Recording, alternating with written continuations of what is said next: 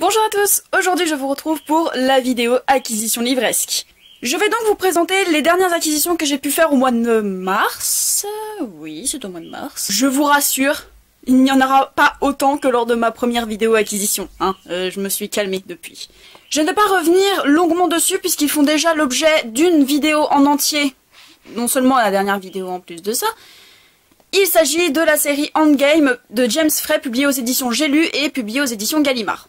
Ce que je vais faire, c'est que je vais vous mettre le lien de ma vidéo coup de cœur en barre d'infos, comme ça, si jamais vous avez envie d'en découvrir plus sur cette série qui est, en plus de ça, super méga géniale, vous pourrez ainsi cliquer sur la vidéo, comme ça, vous aurez vraiment mon avis complet dessus. Nous allons donc pouvoir commencer cette vidéo avec Animal de Victor Dixon, publié aux éditions Pulp Fiction.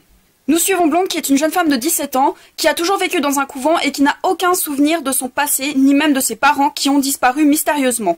Elle est aussi atteinte d'évanouissement, ce qui est incompréhensible pour tous les gens qui l'entourent, et bien plus pour elle-même. Alors qu'elle décide de retrouver la trace de son passé, elle découvre qu'elle a une part beaucoup plus sombre à l'intérieur d'elle, une part animale.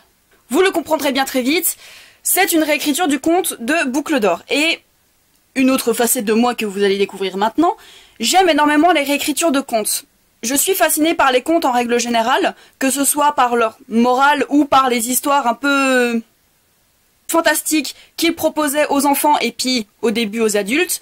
Donc je me dis une réécriture de contes, pourquoi pas commencer par Animal. Il y a également la série Cinder qui m'intéresse fortement, c'est une réécriture du conte de Cendrillon en mode cyborg. Voilà. Et ce sont deux séries dont j'entends énormément parler et il n'y a que des critiques positives sur elles, donc je me dis pourquoi pas me lancer là-dedans. Nous allons continuer par deux polars. On commence par Amstramgram de M.J. Arlige, publié aux éditions 10-18. Nous suivons l'inspecteur Ellen Grace qui est en charge d'une affaire quelque peu troublante. Une jeune femme a été retrouvée dans les bois et elle dépeint une scène bien trop morbide, bien trop malsaine pour être vraie. Et petit à petit, plusieurs jours plus tard, nous allons découvrir d'autres personnes qui vont exactement dire le même discours que la jeune femme au tout début. Et des paires vont commencer à se former. Il y a des couples qui sont kidnappés, enfermés, et un choix leur est donné. Soit être tué, soit tuer la personne en face d'eux. Il y a en plus des détails qui nous sont donnés, c'est-à-dire que les couples sont enfermés dans une piscine totalement vide, donc il n'y a aucun moyen de s'échapper, à part de se soumettre à la volonté de leur ravisseur. Si vous suivez la série Esprit criminel, ça vous fera forcément penser à l'un des épisodes que j'avais adoré, parce que justement c'est est-ce qu'on va préférer perdre son humanité ou perdre la vie?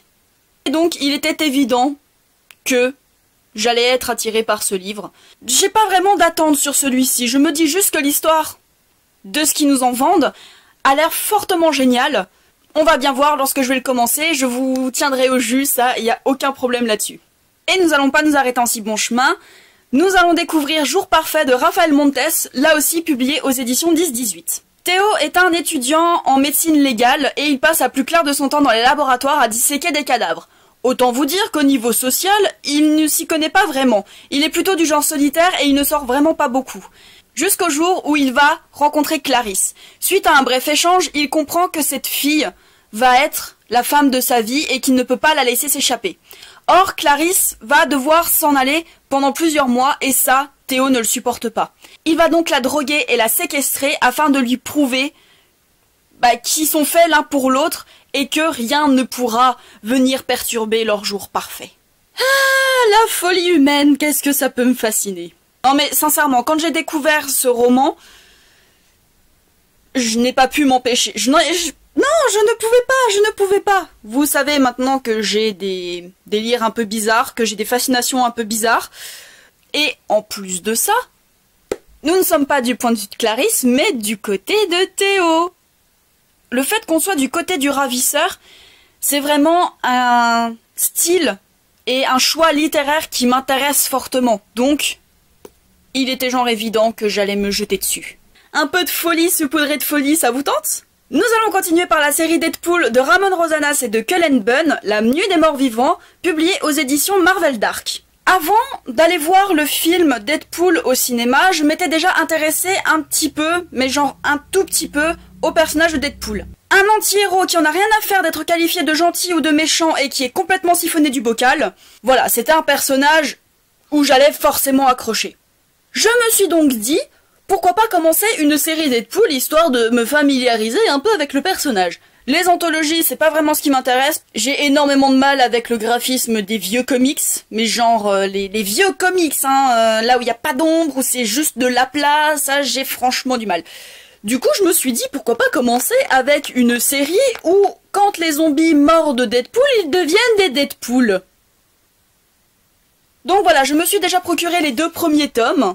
Voilà, parce que je me suis dit, au vu de l'épaisseur, autant prendre les 2 premiers, hein, tant qu'à faire. Et je vous tiendrai au jus là aussi pour celui-ci. Et nous allons terminer par le fameux livre de Hal Herold, Miracle Morning, publié aux éditions First. Vous en avez forcément entendu parler si vous traînez un petit peu sur les réseaux sociaux, sur YouTube, ou même sur internet tout simplement, je pense que vous avez pu en entendre parler. En gros, l'auteur préconise de se lever 1 heure avant l'heure à laquelle on se lève habituellement, afin de faire des activités qu'on n'aurait pas le temps de faire pendant la journée, par exemple de la méditation, du sport, vraiment des activités pour nous recentrer sur nous-mêmes, afin de réussir notre vie sur le long terme. Je dois vous dire que, franchement, habituellement, je ne suis pas intéressée par ce genre de livre, parce que je me dis encore quelqu'un à qui une technique a marché et qui croit forcément que cette technique va marcher sur tout le monde. C'est un peu du lavage de cerveau pour moi.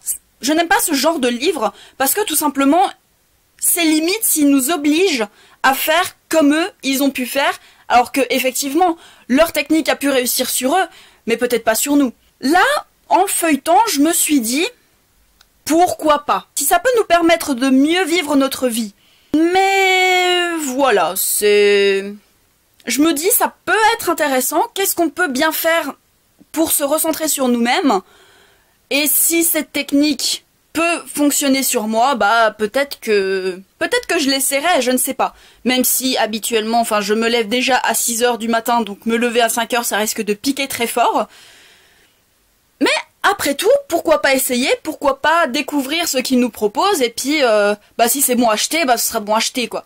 Pourquoi pas tenter, pourquoi pas essayer au moins de l'ouvrir un petit peu. Mais voilà, enfin ça peut être sympa comme truc. Je vous avais dit que cette vidéo serait beaucoup moins longue.